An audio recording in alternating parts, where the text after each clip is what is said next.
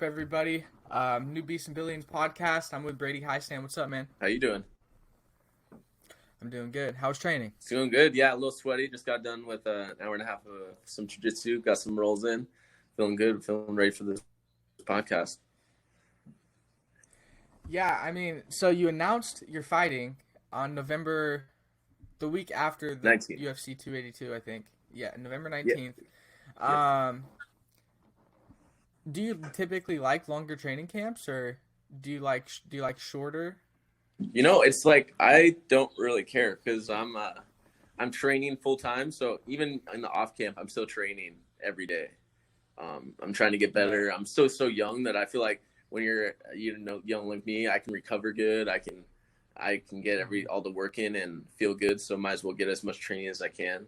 The one thing I do like about a training camp is it's a little easier for me to make weight. I can diet down a little bit Mhm. longer, and I don't have to worry about cutting so much weight so fast. Yeah, no, I completely get that. I feel like for me though, it's like the longer the training camp is, the more like I have to think about, because training camp you're basically getting your body to peak at one day and then that's it. Yeah. And like for me, like if I'm preparing for someone or something, like I have this mindset that nobody's gonna work harder than me, and so like I'll wake up like at 3 a.m. and just go on like do a couple push-ups, like do 50 push-ups or like go on a run, like whatever it is, just because I have this mindset that like no one's gonna outwork me, and it's almost like overtraining, Oh, for which is sure. like bad. You don't want to overtrain, but it's like at the same time you got to push your body to get to that point where it's gonna be optimal and you like are ready for anything. No, exactly. And like I said, I train year round, so I'm always like pushing myself. But yeah, once it gets to fight camp, you're pushing yourself to that next level. Luckily, Yeah. I have good people in my life, and I got good coaches, and good strength conditioning coaches, good striking coaches, and all that stuff. And so they can help me kind of manage my training, and so they kind of help me. Like they'll tell me, like, dude, you need to go focus on recovery. You need to go chill a little bit, or you need to push it today, and all this stuff. And so I got people that kind of help me with that, so I'm not exhausting myself, and so I can get the most out of my training camps. But yeah, once the Yeah, what fight's do you announced, I go way too hard sometimes. Yeah, no, I completely get that. What do you do to recover though? Uh, Like, do you ice uh, bath, saunas? yeah. It's funny because in on the TUF, you saw that my mom owns like a ranch, and she has like a farm and Mm-hmm. stuff. So I have a different subject at my house. I took one of the horse troughs and I fill it with water and ice, and I go sit in the ice bath. I have a game ready that I put on my legs to help recover. A lot of stretching and just rest and eating good food. I think that's the main thing. What you put in your body is what you get out of it. Oh no, frozen. Oh, there we are. Are you good? Yeah. Yeah. So yeah, a lot of stretching. Yeah, foam roll and all that stuff. But yeah, just pretty much that, and then just enjoying Yeah. life and just I'm training so much that you gotta have some fun in the off time. Yeah. So do you are you would you say you like dial in your diet like throughout the year, or do you like or are you like Patty in a way where you just like kind of splurge a little bit? I'd say I Maybe not got as much as him, I but got a little bit of patty because I walk a little bit heavy. I have to diet to get to my weight and stuff like that. And so especially right after the fight, I like to eat. I'm a fat kid at heart, so hmm I can put some food down. And so maybe I'll the month after a fight, I put on a little bit of weight, but I try to eat good food. I eat a lot, but I try to eat good food, and that kind of helps. yeah, I feel like just I think it's important, like obviously in fight camp you're dieting, especially for like someone who's walks around a little bigger, like you have to diet to get to that weight. Like Dustin Poirier making 155, like Dustin's a big dude, it's not easy. It's no walk in the park to get to 155 for someone who's just that big for that weight, you know what I mean? Yeah, And so, at the end of it, you kind of have to um, let yourself have a little fun because you've been starving yourself almost and being so locked in for 6 to 8 weeks, sometimes even 12, depending on the circumstances, to where you got to let yourself live a little Oh bit. yeah, exactly. Like my favorite food is fried chicken. And bro, like after a fight, Uh-huh. I crave fried chicken and a milkshake and soda and all that crap. And it's just, it's that's like my favorite part. Is like I go win a fight and I celebrate with, a Big Mac or something like that. I don't drink a whole lot and I don't do a lot of any drugs or anything like that. So I guess food and sugar is my vice. Yeah, so I kind of ask every fighter I talk to, and I have my own personal beliefs on it, but would you rather have just like a war, or would you rather like get in and get out? For sure, get in and get out. Make the most out of my money. Like I love like me and Yeah. Ricky had a good war and it was entertaining. Got fight of the night, all that good Uh stuff. huh. But I'm not here to just put on good fights. I'm here to show that I'm the best. And so the best Yeah. go in there and they take people out of the fight right away. They don't make it wars, but the best Hmm. make it so you're winning the fight unanimously. And so I love wars, and I'm Yeah. sure I'm gonna have more in my career, but I get the finish. Yeah. I mean, like Conor McGregor said, I'm not getting paid by the hour here. Yeah, Like I get paid the same amount of money whether I win in 5 rounds or I win in 1 round. And so I feel like, but there's just also like you'd be surprised at how many people I ask that question to, and they're like, I just want to get in an all-out brawl and war, and I'm like, personally, I'd rather just get in and get out.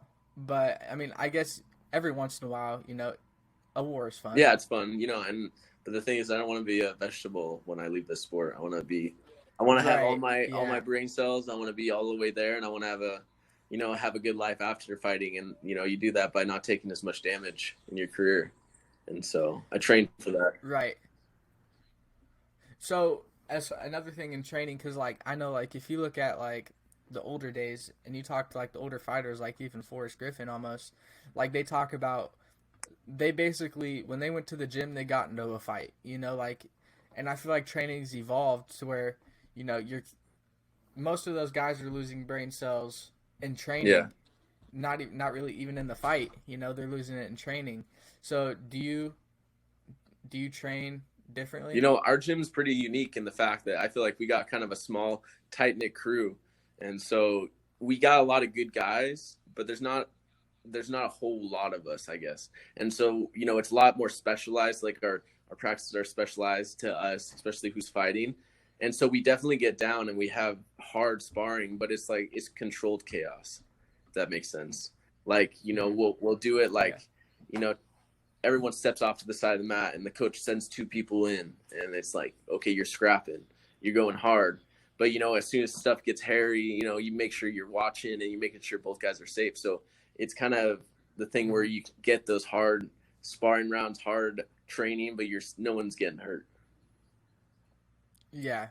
I mean, I feel like that's important too because, like I said, back in those days, you were losing, like, you're getting into all out fights, and that's where, going hard to the head and stuff. And I feel like that's where, you know, you kind of see, um, you lose the most brain Yeah, cells. that's where like CTE comes from. You're getting knocked out in the training room. Yeah. You got to save it for the fight. Like you see Yeah. some guys that are like Holloway or Donald Cerrone, and there's like some of the best, but that's because they got the tools and they got the experience sparring, but just trying to maintain.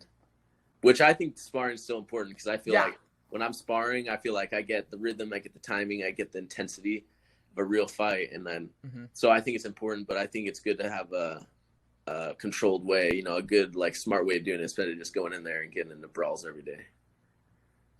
Yeah, for real. And and I feel like I forget who said it, but it was on Joe Rogan's podcast, and the sound kind of went viral. But sparring is literally a reality check. If you don't spar, you're just doing aerobics. Exactly. Like just punching the bag, that's just aerobics. You're not doing anything.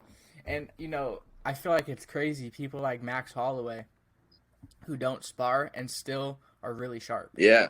Well, you got to look at those guys have been around for so long. They probably sparred so much that they can just turn that switch. They understand what sparring is. They Yeah. understand what that feeling is. It's not like they're like, never sparred and then just work on technique and go fight. No, they Right. probably put in more rounds than Right. most guys in the UFC. It's just now they're like, I should probably save my head a little bit. And so, but they come back from those experiences. So I'm sure they still got that sparring in them. Oh, yeah. I mean, it's kind of like in a way, like if you do it so much, it's ingrained in you. Like Max Holloway has fought so much where like I don't think he's ever gonna forget how to fight. You know what I mean? Exactly. Like it's just once you do it for so long, you just know it. Yeah, because he got in the UFC when he was like what, like 20, 21? Yeah, he was super. So he's been around forever. So he's like, he's one of like one of us, like one of the young guys that have been in. Now he's almost 30. So like you said, he's been in so many fights, and in the training room and in actually the UFC. So like you said, he just can just flip that switch and he knows what it's like to be in there. Yeah, and kind of going into like TUF. What's it like being around Alexander Volkanovski, who's like the pound for pound number one, and to me he's been the pound for pound number one after he dismantled the Korean Zombie. Oh, for sure. And I think it was like, it sucks that it had to be because Usman got knocked out that he became number one. But like you said, I think he's been number one for a minute. Just because no one, like, even though he had those close fights with Max, I still scored. I don't know what people are talking about. I think he won both fights, and I might be biased, but yeah, just being around him and his team was, dude, that was an eye-opening experience for sure. Because like you hear like people think that like to be the best at something, especially like a sport like fighting, you have to be so selfish and you gotta kind of just worry about yourself, which you do in a sense. But the cool part was seeing how Volk was so generous with his time and energy to everyone in his crew and to us. Like he would go get his training sessions in for like a couple hours and then come and train with us for 2 hours. And he was on the mats doing whatever we needed.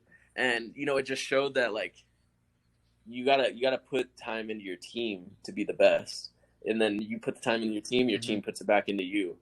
And just seeing how his team functioned and how he held himself, how he always had a positive attitude, how he's always ready to work. I think that was the biggest impact on working with him, was just to see that work ethic. And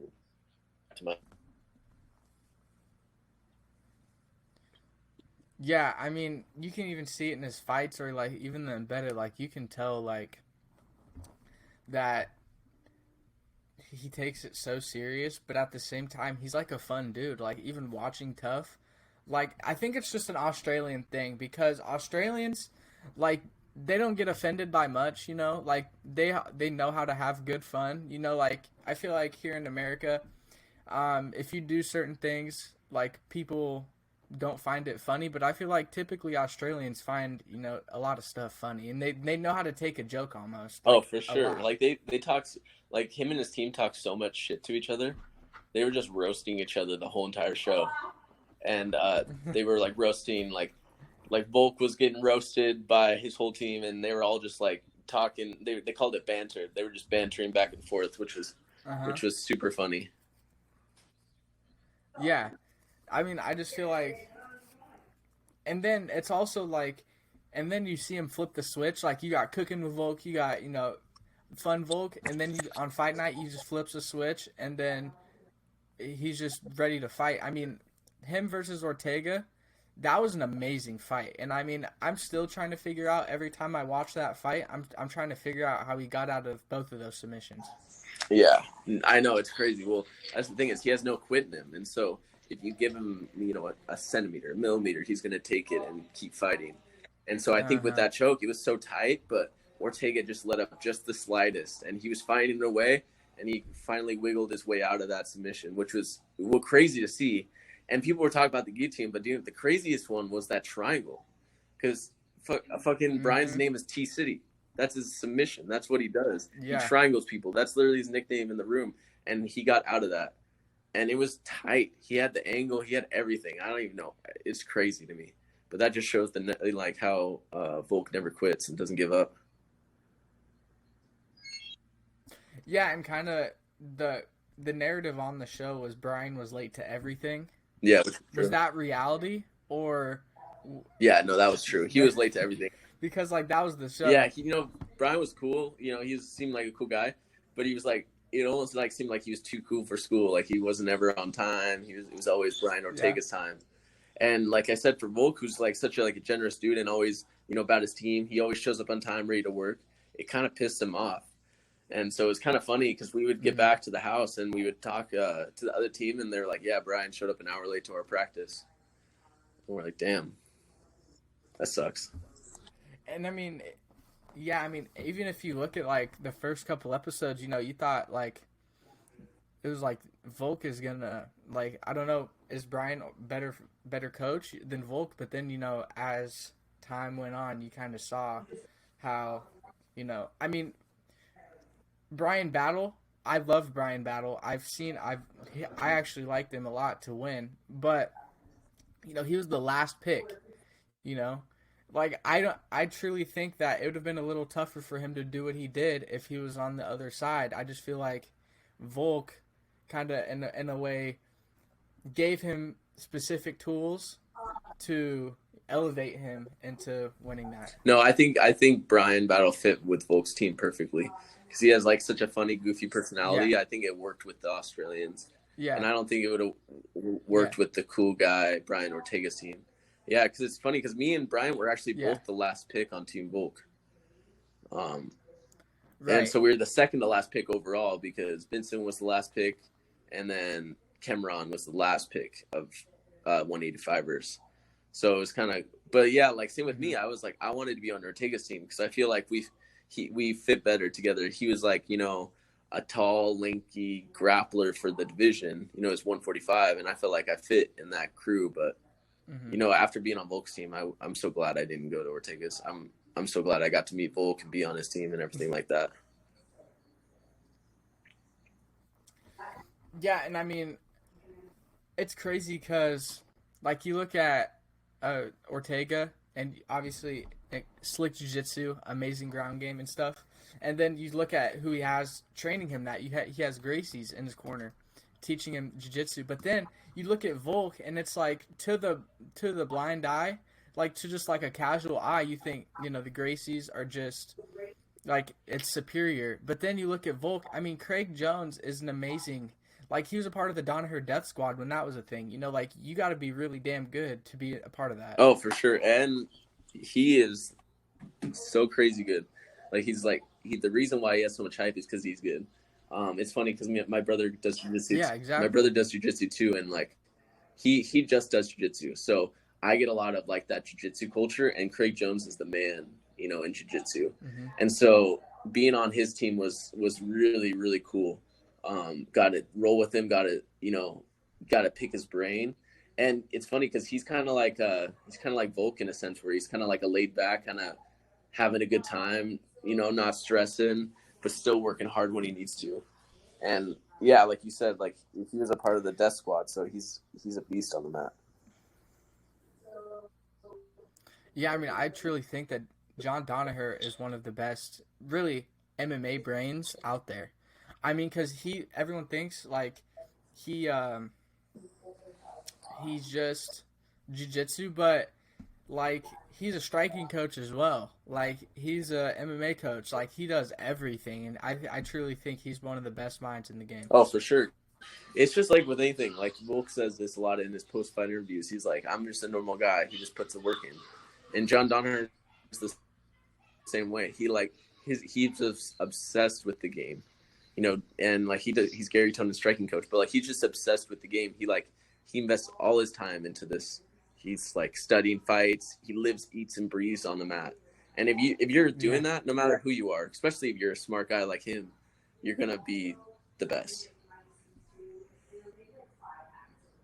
Yeah, and I mean he's so into it where he's going to, he has like rash guards. He's wearing a rash guard to go to the store. Like yeah, that just says it all. Yeah, a little bit of a weirdo in that sense, but it's interesting. It's funny because like the best. Yeah.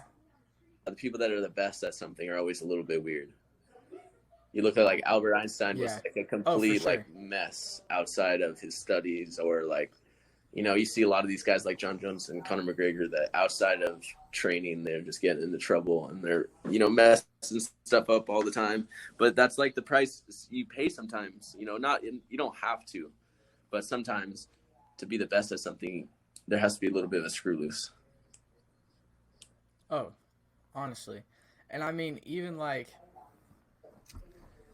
John Jones and Conor McGregor, they're like, if you watch, if you like just look at them, I feel like they're even a little weird in their own respect. I mean, like, I they're just weird people in a way. And I mean, in order to be the best, like, and I think, I don't know if it's just weirdness or you're just so obsessed with what you do, and that's what gets you to the next level, is being obsessed with greatness, which makes everyone else think you're weird because you're just so obsessed with obtaining this objective of, whether that's winning 2 belts, whether that's, being the pound for pound greatest on the planet, whatever it is. I feel like you're just obsessed, and to everyone else, you're like, that's just weird. Not everyone can have that super obsession over what they do to ultimately want to be the best. Like, that's a rare thing to have. Oh, for sure. I even feel it with like me and my friends. Like, people want to go out and do stuff or want to travel or go have fun on the weekends, and I'm like, I don't give a shit about that stuff. Like, I want to go and train, and I want to go get ready for this fight. Like, even outside of camp, that's why I'm like, I'm training Right. year round. Even outside of camp, I'm like, I'm going hard, and if I miss a day of training, I feel weird. I'm like obsessed with this game in a lot of ways, and Mm-hmm. so it kind of isolates you from normal people in a way. But yeah, so I can relate in that sense, but it's the price you pay for greatness. Yeah, like Thanos said, it's a small price for salvation. Yeah, exactly. Um, And I you love know, this, so it's like this um, makes me happy, so might as well do what makes you happy. yeah, and I mean, honestly, it's like you could be like, to me, the way I look at it is, because I have an obsession with it as well. You can be obsessed with something that isn't going to take you to the next level. You can be obsessed with partying, girls, this, that, the other, or you can be obsessed with your business. You can be obsessed with making money. You can be obsessed with, at your athletic sport, whether that's football, soccer, tennis, MMA, whatever it is. All of those things are going to take you to the next level. If you're obsessed with your sport, you're not going to be unhealthy. You're not going to have to worry about heart disease majority. You're not going to have to worry about, getting fat and lazy. You're not worrying about those things because you're so obsessed. You're taking yourself to the next level. Yeah, exactly. And so like and I think everyone's a little obsessed in some ways with something. So it's like, um, Yeah. you pick your poison, and I guess mine is just going to be having a sore back and maybe Yeah. a messed up neck in the future, and I'll take that for being UFC champ and all that stuff. It's worth it to me. And plus, Yeah. I love living this lifestyle. It's a way better lifestyle than going out and drinking and partying and eating shitty food every weekend with a bunch of people that are doing the same thing. Yeah, and I mean, you look at it, and it's like that age old thing of, if you're going out and doing that kind of stuff with those people, do they really care about you when it comes crunch time, and it's like you need their help? Are they going to be there? Are you going to do that with those people, and with you actually need them? Are they really going to be there? Yeah, because I mean, at the end of the day, it's like you are who you hang with. So if you're gonna, if my goal is to be Exactly. the best athlete, the best fighter, I'm not gonna hang with a bunch of people that aren't trying to do the same thing. It's just not my goals, and it's just not what I'm looking to do. Like, I don't judge people for what they're doing or any of that. I don't, everyone has their own journey in life, but I'm just not trying to be around a bunch of people that aren't motivated and not having positive energy and not, striving for big things. If you're not looking to, like, even you don't even have to be trying to work on being the best fighter, but if you're trying to be your best self, that's who the people I want in my life. And I want people that are, wanting to work hard, go train, go get workouts, and go, better themselves. And if you're not trying to do that, I'm not trying to be around you, kind of thing. Yeah, I mean, I had this talk with one of my friends, and he's a business owner, and we talk. It's like you have to have people below you to where, and we related it to business. If you're doing e-commerce or whatever it is, right? You have to have someone below you that's like, all right, hey, I just sold, let's say, $5,000 in e-commerce, like I'm having a good month, right? Yeah. To where you're like, well, I just sold 50,000, and so they're chasing you, right? But you can't be the top dog. You have to have someone above you as well, to where it's like, hey, I just sold 50,000. They're like, I just sold 500,000. So then you're chasing them, and if you and it's like competition. You're breeding competition, and once you start doing that, it's crazy to see how much you level up. Oh, for sure. Yeah, like that's the same thing as the gym saying. You have guys that aren't as good as you, and those guys are good because they're kind of keeping you on your toes because they're getting better all the time. But it's good to try stuff on them. Mm-hmm. Like you beat them, so you can kind of try new techniques or new moves or whatever, kind of experiment. But then there's those guys that are making you work, and you got to be on your A game. That are better than you. So you Mm-hmm. gotta be ready, and they bring the fight out of you. And so that's the cool part of our gym is like, being around like guys like Mike Hiestand, Sam Cecilia, Oscar all these guys that have been in the UFC and are in the UFC, and that push you to that next level. And that's the same as our gym. I like that. I like that when you said that. It makes sense. Yeah, I mean, it's like, and then also um, like Andrew Tate said something good too. He said like you have to if you live in a house with a bunch of dudes that are driven, you go downstairs and you see your roommate doing 50 push-ups, you're going to feel obligated to do 50 push-ups. You know what I mean? Like it's just if you're in that competitive environment, then you're going to automatically get better regardless because if everyone else is doing it, you're going to do it too because you don't want to be that one weirdo sitting on the couch eating chips while everyone else is doing push-ups. You know what I mean? Yeah, exactly. And like I said, after my finale fight, I've been saving up since I was young. But I bought a house, and now I have like three roommates living with me, all living in the house with me. Mm-hmm. And I that's so funny you say that because one of my friends, he's one of my training partners. He's been for a while, and so he's always pushing me. But I have this other friend that he only trains a couple times a week, but he's lost like 70 pounds, and he's like on this weight loss journey and stuff. And everyone calls him weird because he's so focused on his diet and working out. But like he's like probably one of my favorite people to talk to and be around because granted he can be a little obsessed sometimes. Shout out Hedda, but I like that because I feel like I'm obsessed in that weird way. So I like being around someone that's obsessed with, a goal. And the fact that he's so obsessed with reaching his next weight loss goal or next, because he came from being a fat kid and now he's in shape and now he's trying to get to that next level where he's like, got abs and all that stuff. And, he's like, in a sense, like in like a sport aspect, he's below me, but he's pushing the limits and he's making so much ground that it's Mm-hmm. kind of inspiring seeing that, that motivation and that drive and that obsession with whatever he's trying to do. So I totally relate. It's funny you say that because I bought the house in December, and so now I have three roommates that we're all pushing each other and we're all making progress, even though we're Mm-hmm. at different stages. Like he's not a professional athlete, but he's motivating me because he's pushing himself so hard. Yeah, and I mean that goes to everything. You're not it doesn't have to just be working out. Like if you have a friend who's like you said, super obsessed with their diet and losing weight, and you see him down there meal prepping, you're not gonna DoorDash McDonald's. You're gonna feel obligated to kind of be there too. You don't want to be that. It's like you don't want to be that loser who's the one out there eating McDonald's while everyone else is meal prepping and in tune with their diet, in tune with their mental health, in tune with their body, in tune with everything. You don't want to be that guy. No one wants to be that guy, and that's why having people around you that push you to be better is so important. 100%. Yeah, that like-minded people you gotta surround yourself with. It's the same thing with like you said, mental health. Right. If you're around a bunch of people that are negative and you know just talking about negative things or not motivated or not confident, all these things, it's going to bring down your confidence. So you got to surround yourself. And Exactly. confidence doesn't mean being cocky. I think those are two different things. But you got to surround yourself with For sure. confident, healthy-minded people.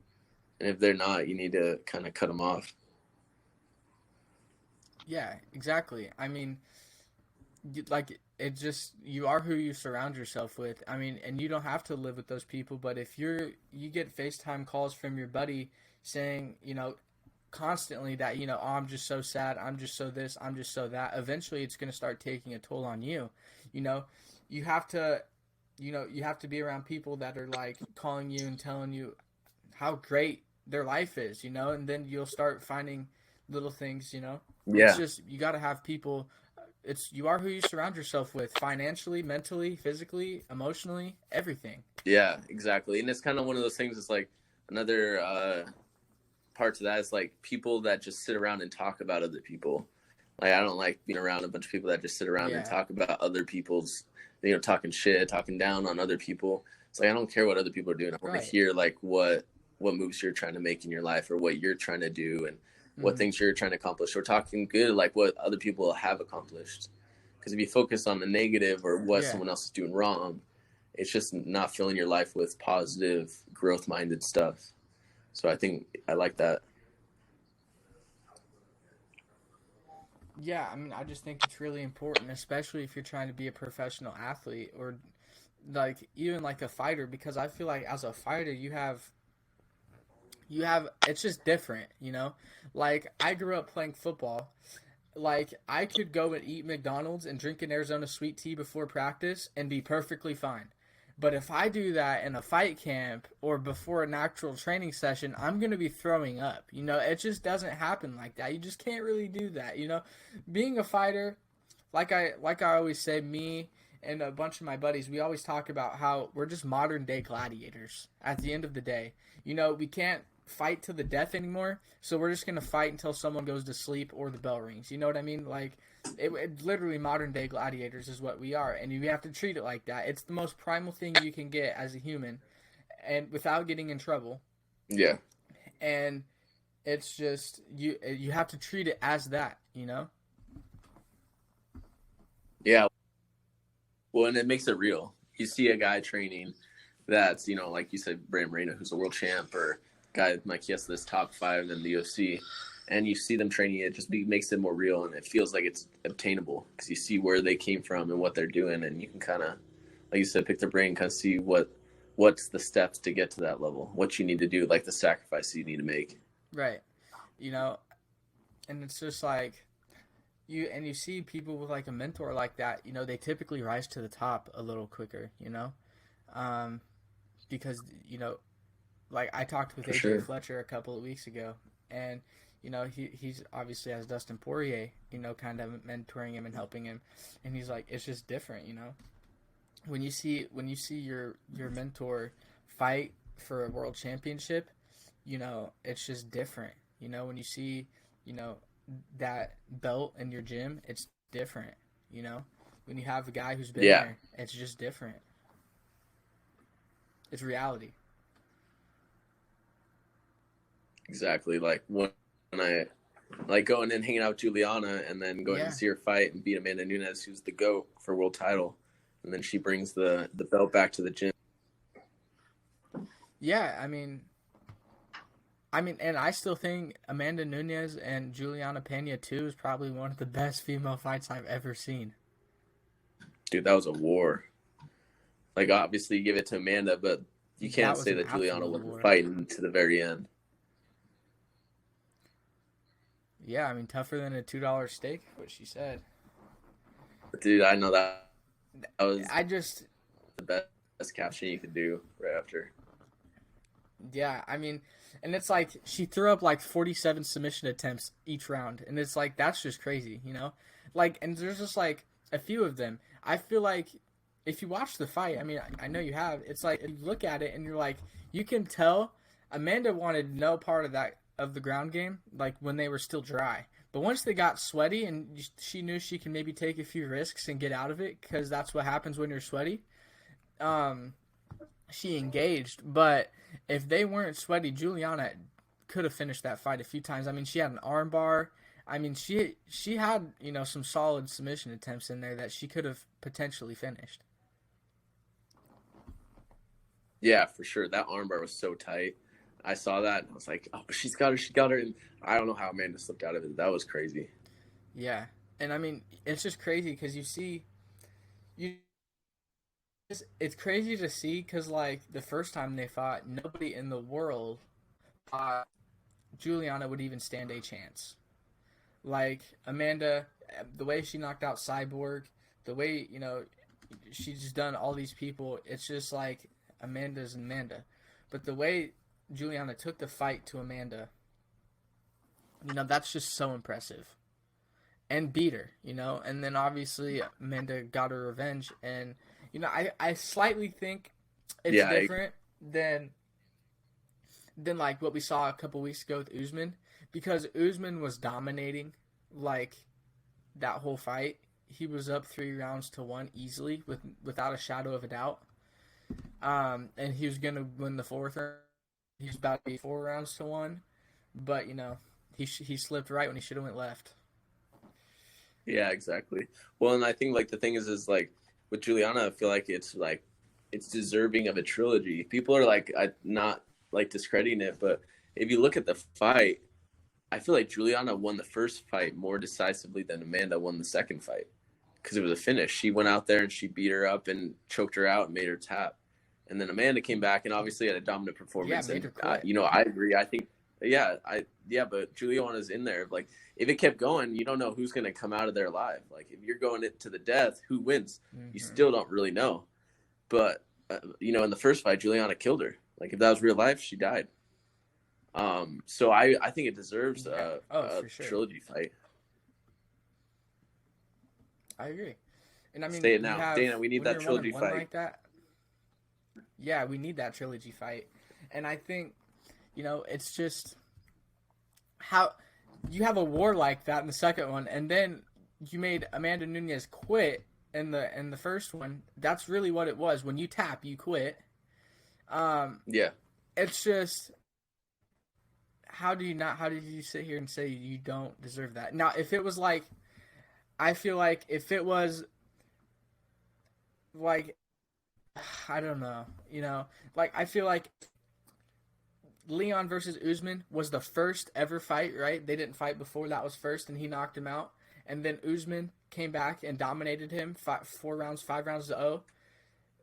That's not deserving of a trilogy fight. We know who the champ is, especially he was already up 3-1. He just got hit in the head or kicked in the head, and he just got caught, right? That's not deserving of a trilogy fight. But when you think the first fight of how Juliana took the fight to Amanda, she stood in the pocket, made it a war for the first round, and then made her quit in the second round. That's not, and then the second fight, nobody quit. Like, she took that and she threw up submission attempts. She was active. She was busy, even though she was getting elbowed. Those elbows were vicious. Yeah. Ground and pound was vicious. I mean, Amanda was tagging her with everything. Like, I think Amanda set the record for most knockdowns in a fight, and you're still in there. That deserves a trilogy fight. And like, she almost caught her a few times. Like, that armbar was tight. Like, you can't tell me that everyone almost thought that Amanda was about to tap. And so like, it's like, it wasn't like, and that was after getting knocked down. So it's not like she got knocked down and then just got beat up. She got knocked down and then she came back fighting. So it was, even though it was more one-sided, it was still back and forth, which makes it, you're like, oh, we need to finish this. We need a tiebreaker. Let's get this third fight going. Like, yeah, and I mean, I've said, like, that's the most one-sided competitive fight I've ever seen in my life. Yeah. And it's exactly.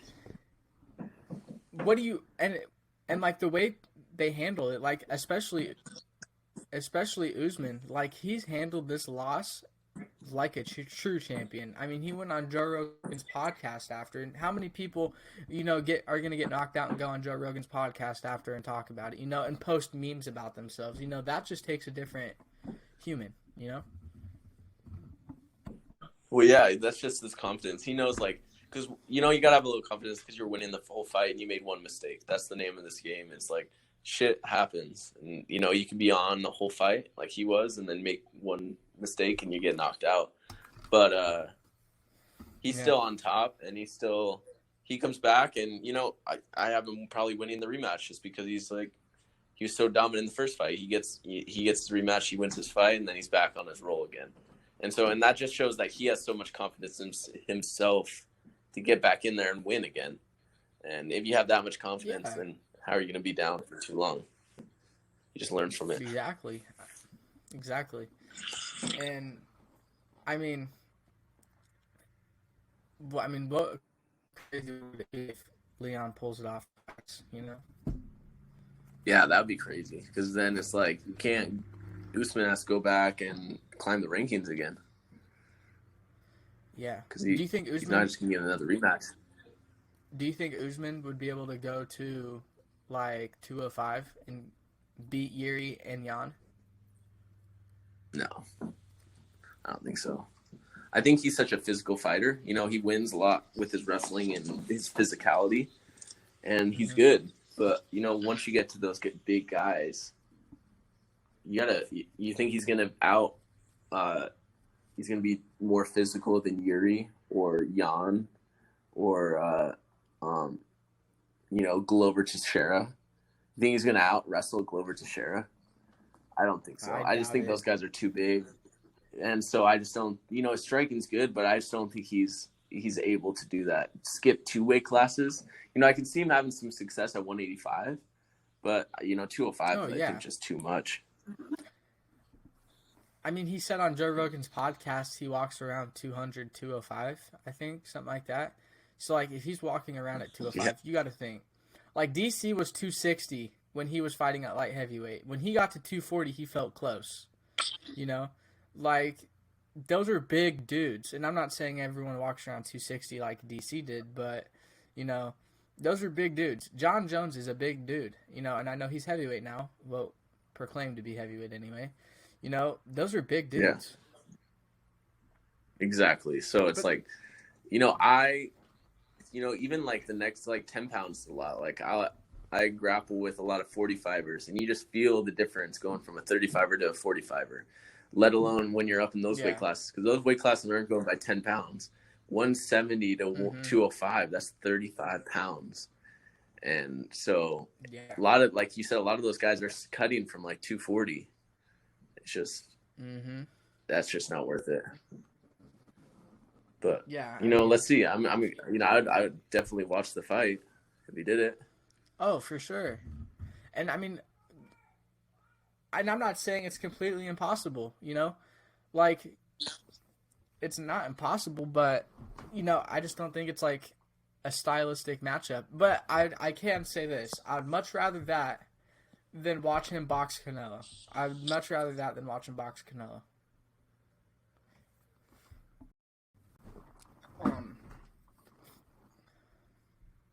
But yeah, like I was saying, I would much rather him try to fight at 205 than watch him box Canelo. For sure. Yeah, that's just not even a fight. But hey, go make your money, bud. You know, if he gets the title back and then he goes and box, he's gonna make millions of dollars. Which I'm all for. Yeah. I'm all for these guys, you know, because they put their whole life into it and making millions of dollars like boxers. Because I can't wait for the day that we are making millions of dollars like boxers. Yeah. What is your perspective on fighter pay? You know, I think it's just, I think it's different. One, because UFC is the single organization that's kind of running the show right now. And so, I don't know. I'm not a business guy, so I don't know how it all works out for everyone making money. But I think it's getting better. And I think it's going to continue to get better, especially with people talking about it and the growth of the sport. And so I'm ready. I'm just happy I can fight and I don't have to do anything else for a living. I'm happy with that right now. But, in the future, I'm ready to make big money. But until I have a big following and, I'm putting on these crazy big fights, my voice, what I think isn't important. So I got to create the name in order for me to have that voice. Yeah, and I mean, I think I like Sean O'Malley's approach on it because obviously he's making millions of dollars outside of fighting. But he's like, the UFC gave me a platform to where I can sell my merch and play video games, Like, If Yeah, without the UFC, I wouldn't be able to sell millions of dollars of merch, and I wouldn't be able to create my own like brand outside of fighting's yeah, only exactly. a certain amount of time per year. I only get to fight 3 times a year and perform 4 times at the max, you know, and so outside of that, they gave me a platform to make millions of dollars, and if you use it or not, then that's kind of on you. Exactly. Yeah, and that's the biggest thing is like it gives you a platform. Your money shouldn't all just come from being a UFC fighter. You should create a network outside, and like he sells Hmm. merch and just all that stuff. And if you do it Yeah. right, you can end up making millions. Yeah, and I mean it's all about personal brand too. Like if you don't have to be like Colby Covington and just talk outrageous amounts of shit to people and say outrageous things. You don't have to do that. You can be, like Usman doesn't talk much, and he's still I think he's still one of the biggest draws. I don't see many people hating to watch Usman's fights. No, exactly, because he was exciting, and that's the biggest thing. O'Malley has like a persona and all this stuff, which is super entertaining, but also he wouldn't have the success if he wasn't going out there knocking fools out. Yeah. So, at the end of the day, it comes down to winning fights and putting on performances. And so I think that's Usman's, that's his gig is like, he's obviously, a cool guy, but he doesn't say crazy things on the mic. He doesn't, do a lot of crazy things outside of the MMA, except for like now he's going to be in Black Panther, which is pretty cool. But he goes out there and he performs and he dominates. And that's where his names come from. And so that Yeah. just shows that at the end of the day, you got to be a winner. Yeah, honestly. And I mean, but do I think like the only thing that I really have a problem with is like the win and show money. I don't necessarily agree with that because it's like how many times like if you work a normal job, you're not getting 2 paychecks. I feel like Yeah.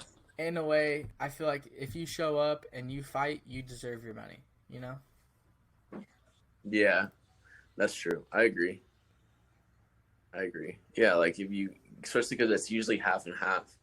Well, when you get to that Hmm. higher level, you get paid a little bit more and just smaller Oh incentive if you yeah. win. But yeah, like at my level, it's like it's either 50 or 100% of what you make, Hmm. which is crazy. But I Yeah. don't make the rules, and it doesn't matter. I go out there and win. I get my all my money anyways. So that's the goal. I'm not going out Right. there to Yeah. just get half my money. I'm going out there to win and get all my money. Yeah, and I feel like it's kind of a fair structure as well because it's like if you're not bringing in pay-per-views, if you're not bringing eyes to the sport, why am I going to pay you, You have to work for that. Like if you're bringing in a lot of money, if you're bringing in eyes, like Sean O'Malley, he brings in eyes. Most people want to watch Sean O'Malley fight, you know? And so he's bringing in eyes, he's going to get paid more money. If you're not bringing in eyes, which not everyone has the ability to bring in eyes, but if it's your UFC debut, not many people have the hype like Conor McGregor did, where everyone wanted to watch Conor Yeah, McGregor's debut. Not everyone has that. You have to work for that in most cases, and once you get to the point where people want to watch you, and people, you get your name out there and people want to watch you, then that's when you start getting paid a little more. So I feel like you get in what you put in a way, and I think that's kind of fair. I agree. I agree with you. And then another thing is like, um, at the same time, I also feel like you're putting your body on the line, so you should also be getting paid a little more money as well. I know it's like you have to find a happy medium with both. I feel like the UFC is on the right track with like the way they structure things, but I also feel like if everyone just got a pay increase, then I feel like that would, and not maybe not a drastic pay increase, but like a fair pay increase. Yeah, I agree. You know. I think that'd be nice. I agree. I think it would make everyone happy. But I guess we'll see how the future holds. Like because like you said, they're on the right track. People are making more money. I'd like benefits would be nice. Mm-hmm. Benefits, fucking out of camp or like camp medical. I think that Yeah, would be cool. So like you get injured getting ready for a fight, they can fix you up instead of just getting injured in the fight. Because that makes a yeah. lot of people have to fight injured. But you know, I think we're on the right track, and I'm ready to go out there. I'm just ready to fight. I think that's the main thing. Ready to go out there and fight, put on a performance, and get this ball rolling. Yeah, and I think it's also important because, like, as far as health benefits and stuff, I don't think you deserve like fighters deserve lifelong health benefits because that's just not reasonable. When you retire or you stop fighting or you get cut from the UFC, I feel like it's right to lose those benefits because you're no longer a part of the organization. You know what I mean? Like if you Yeah. work a normal job, you're not getting lifelong benefits unless it's like military things Yeah. like that. But if you're working just a normal job, once you retire, once you quit, you lose those benefits. You got to go find something else to accommodate that. And so I feel like that's also, a fair. If you're a UFC fighter on UFC contract, I feel like health benefits and things like that, that's reasonable. I think that's really Yeah, I that would would be agree fair. with you. Yeah, especially because of how much of a toll it takes on your body to train and Exactly. get ready for fights. Exactly. And I mean not even just a physical toll, mental toll as well. Like it's an insane amount of discipline. Not everyone is cut out to cut weight and train every day, and no matter how it makes you feel, it's just a different life to live, and I feel like it takes a toll on you mentally as well. Yeah, exactly. No, I completely agree. But So, yeah, do you, are you hell doing yeah, are you doing any, Hell- are you doing anything go special for it. to prepare for this fight? Not just training every day, getting my strength conditioning down, making sure my legs are strong, getting my Hmm. striking, getting my grappling, getting everything dialed in, and working with my team. Yeah, just bringing it all together.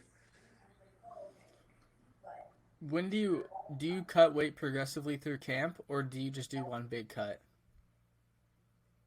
Well, I do a water cut at the end, but I do Hmm. get my weight lower throughout the camp because I usually walk a little bit heavier, so I got to diet down, get my weight to a reasonable amount, so I can just water cut and it's not killing me. How much water cut? 15 pounds, 10 pounds Between of 10 and water? 15 pounds. Yeah, Yeah, about I 10, feel like 15 that's fair. pounds. It I feel like that's a fluctuates. fair cut. Yeah, it's usually Yeah, yeah, usually it's I think that's pretty average. Like 8% of your body weight uh huh, is a pretty reasonable thing to do. yeah.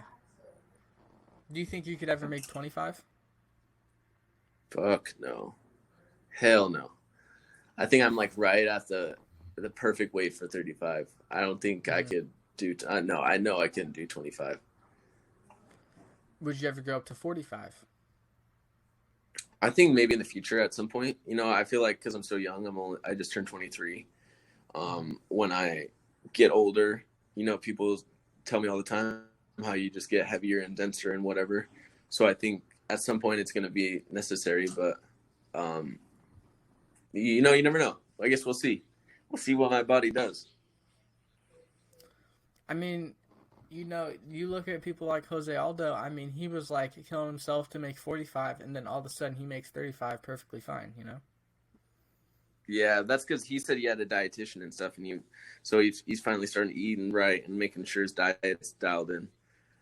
Yeah, So that's probably how he did it. which is But yeah, that's crazy crazy. if you think about it. I mean, the amount of Yeah, success he had without that.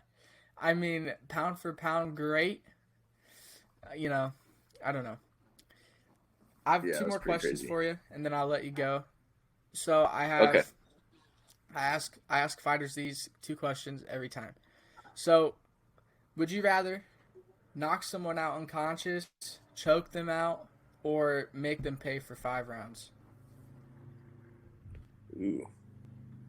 I love submissions, but I think I would like to knock someone out because I have so many submission wins. It'd be cool to just flatline somebody. Um, so I'm gonna Yeah, say that one. Knock someone out. yeah. I mean, personally, I think it's different. It's different per person because um, it's like do it depends on the person. If I hate you if I have that Colby Covington, George Masvidal hate, I want to make you pay for 5 rounds. I want a 50-40 for you just like Colby did. You know, like I want, especially if I have that kind of style, I want to make you pay for 5 rounds and make you know who your daddy is, you know? Because I feel like if Yeah. you can catch someone in a submission, you can knock someone out, like you can catch them. And there's just you you can you don't have to take much accountability for those things. You can always pawn it off on something. Oh, I just, slipped the wrong way, or oh, I just, made a mistake on the ground, blah blah blah. But if I make you pay and 50-40 for you, you have to know who your daddy is, like you can't go around that. You can't beat Yeah. around the bush. I beat you for 5 rounds straight. Exactly. But if it's just like someone I don't care about and I'm just like, which is a lot of people, and it's just an everyday thing, I think I'd rather submit them because, again, you're making them quit. You're making them say whatever you're doing, you know, whatever it is, I can't take it anymore. I just can't. I'm gonna quit. And I feel like knowing that, getting up and being like, I made this guy Yeah. quit. I think that's a little more satisfying than just flatlining someone. Although flatlining someone is more of an adrenaline rush. Yeah. Well, it means that if that was real life, that means you killed them. Like Yeah. if this was like to life or death, if you're unconscious or if you get knocked out, that means I killed you, and I took all Yeah. I won the fight. There's no doubt about it. 5 round Yeah. war. Even if you beat them up for 5 rounds, what happens if it goes 10 rounds? What happens after that? You never know. But if I go submit you and you quit or I knock you out, you died. You lost. You lost the fight. Yeah. Yeah, pretty much. And I mean, yeah, and if it was real life where there wasn't a ref to pull me off of you, you would be literally a dead man. Because just because I Exactly. knocked you out doesn't mean I stop, and just because you tap does not mean I let go. Exactly. And then the second question is, would you rather fight someone you love, fight someone you hate, or fight someone you've never met before? Just it is what it is. Definitely not someone I love. I wouldn't want to do that. That doesn't sound fun. I would rather fight someone I hate probably because I want to beat you up anyways. If I hate you, there's got to be a reason, and I want to make you pay. Mm-hmm. But I don't hate a lot of people. It's hard for me to hate you, but I'd still rather fight someone I dislike. Uh-huh. Show them what's up. Mm-hmm. Yeah, I mean, And then personally, I and then feel like just and someone I then have no. Oh, go. yeah, but if I don't know them, it doesn't matter.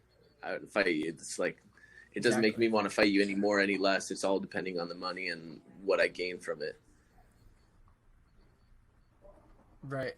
I mean, personally, I feel like I'd rather fight someone I have no vendetta against, good or bad, because if I have a good, like, we have a good relationship, we're friends, and I love you, I just feel like if I have you on shaky legs, I'm not going to be able to pull the plug on you. I'm not going to be able to shut you out. I feel like those ground and pound shots might soften up a little bit. Those elbows might not dig in as hard as I want them to. I might not punch you as hard as I can because, at the end, just subconsciously, it's like this is a friend. This is an ally. Why am I hurting an ally?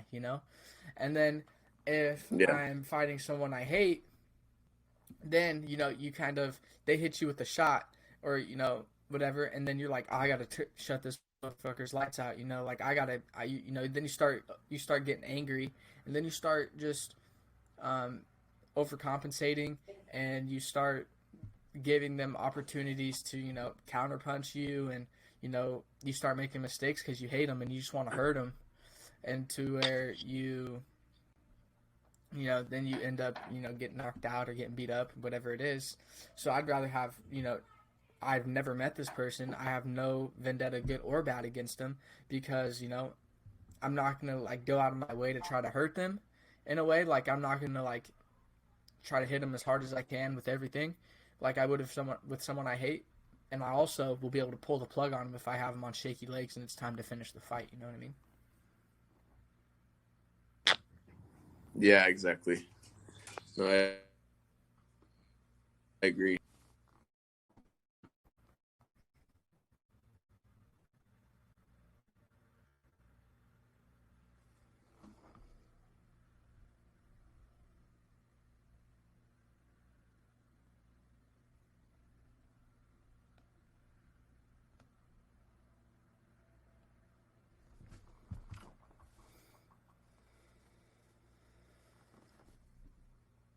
This last one.